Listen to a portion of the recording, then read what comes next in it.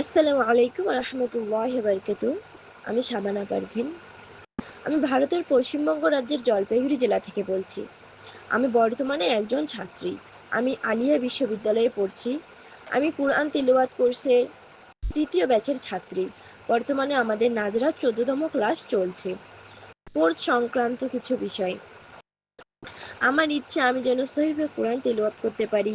আমি ইসলামিক থিওলজির ছাত্রী হয়ে আমি সহিভাবে কোরআন তিলাওয়াত করতে পারতাম না।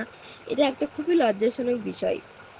আলহামদুলিল্লাহ, এই একাডেমিতে ভর্তি হয়ে আমি কোরআন সহিভাবে পড়তে শিখছি।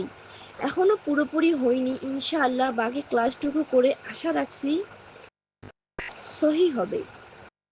আমার ওস্তাদ ও ওস্তাজাকে অনেক ধন্যবাদ জানাই। ওনাদের চেষ্টায় আজকে আমরা শিখতে পারছি।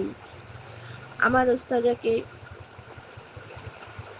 আমার ওস্তাদের কথা বললে করতে পারবো না। আপু আমাদের খুব সুন্দরভাবে ক্লাস করান।